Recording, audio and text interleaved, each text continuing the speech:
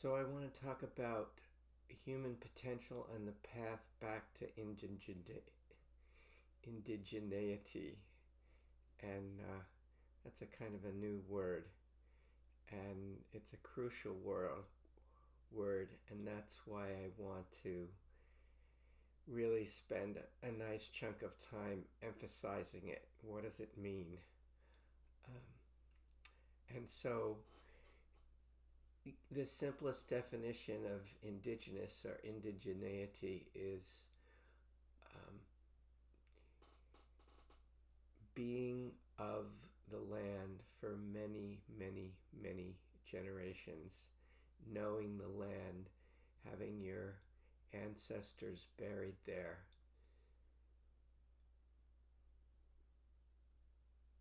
having a intimate relationship with that land and with the stars and the waterways and the fire and the air that are a part of and in relationship to that land, that particular land of which, as human beings, we're ultimately indigenous to planet Earth, and it is imperative that we relearn what that means, thus this presentation. So I want to go back to my vision quest back in 1998, where I did the very thing that native peoples and people from time immemorial would go out as a part of a rite of passage, as an initiation into greater spiritual maturity, would be to spend a chunk of time in the tradition that I learned. It's basically 3 nights, 4 days without food, very little besides water. You don't really have anything. You're just out there on the land. You might have a sleeping bag. That's what I did. And you're out there with yourself, with the elements, and with the spirits of the land. And you pray for a vision. And the fasting and the lack of movement, you don't want to travel too far away from where your sit spot is. You're seeking a greater relationship to all that is, and an understanding of your unique role in that relationship. So I was out in Utah with a friend back in 1998. Very beautiful, very deep, and nothing really of great import happened until we went back to a motel that night, and I was woken up by one of those technicolor dreams that just, woke me up maybe 2 hours later, where the dream was more powerful than anything in waking reality. And there was kind of a voice in the dream that came from this native woman in the, the middle of the universe, the middle of a cave, the middle of the earth, where she said something to the effect of, you need to remember the ways of the earth and pass them on. And then I kind of heard that, and then things sort of opened up to me. Like I saw this sort of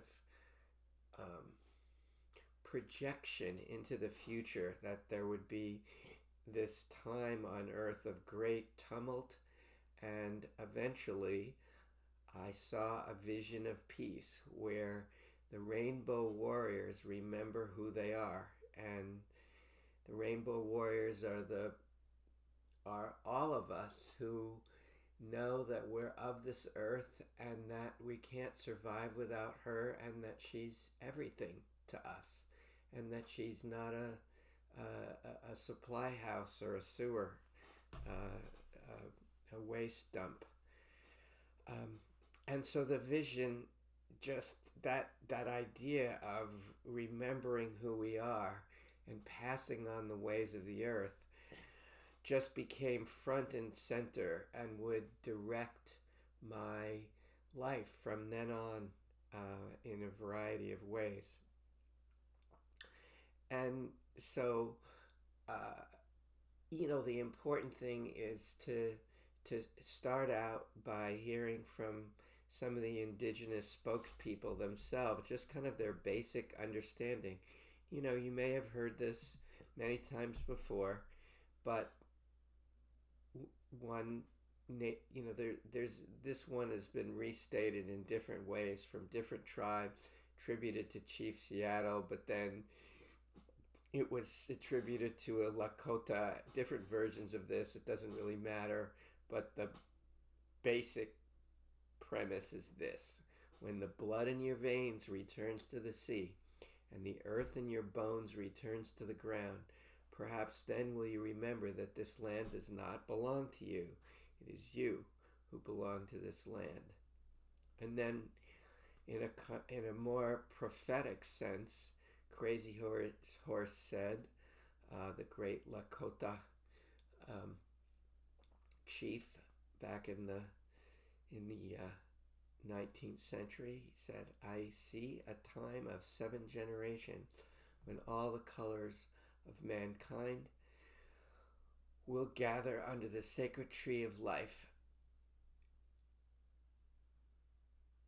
and the whole earth will become one circle again."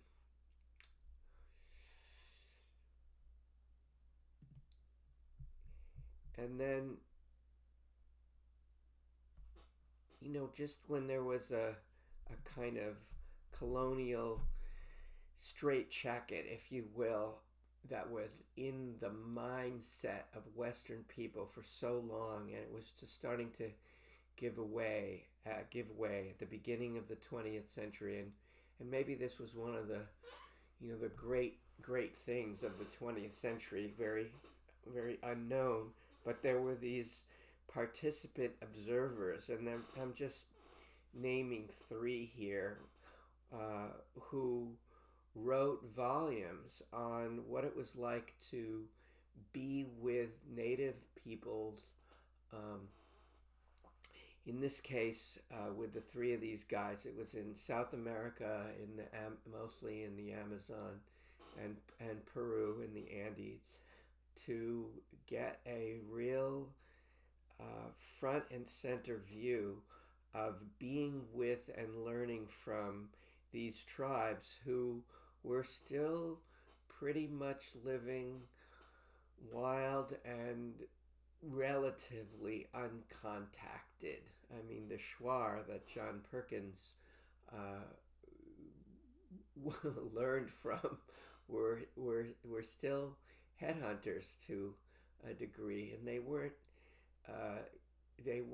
very often hunting the heads of, let's say, the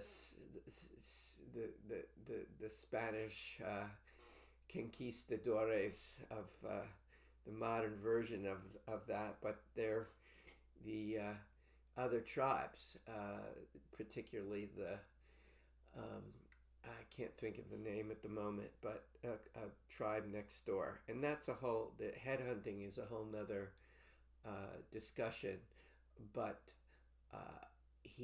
there also were big ayahuasca takers, and John learned a lot from them, and so Wade Davis, John Perkins, Richard Evans Schultes, they learned about the world view that I mentioned by those indigenous spokespeople, but in a very experiential way, and so their their um, their translation of what they experienced and what they saw is well documented in their books, and they're all famous in their own way, and they're all brilliant. And then somebody who wasn't really, as far as I know, a participant observer, but an incredible philosopher who was a theologian and who wrote a book. All of his theology came down to to feeling the primacy of the earth and the revelation of the earth and nature, which is obviously something that modern man has forgotten, or we wouldn't be destroying it. And anyway, he says the following, which I just love this quote, and in a sense, when I first read this, it set the stage for this kind of for the work that I did afterwards and this particular presentation.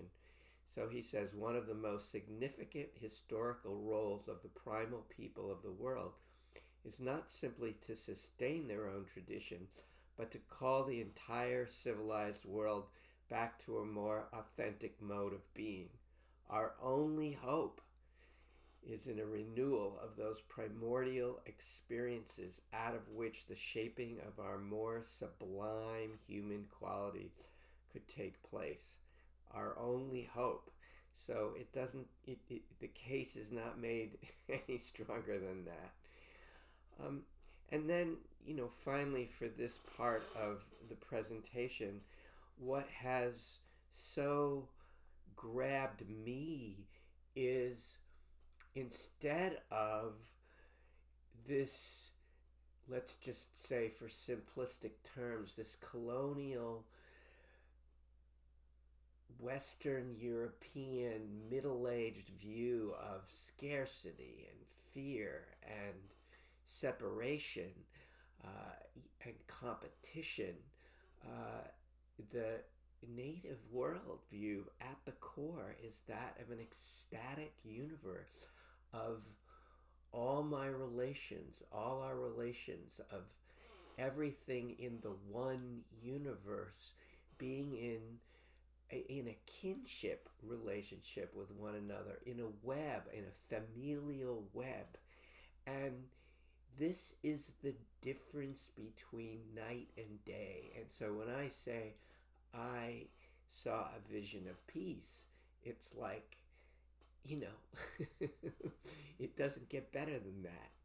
An ecstatic universe. And in all the shamanic work that I've done personally, and I'm going to talk a little bit more about that, and in all the work that I've done in groups, this is what we get to after a while. So that this isn't something that was experienced a long time ago by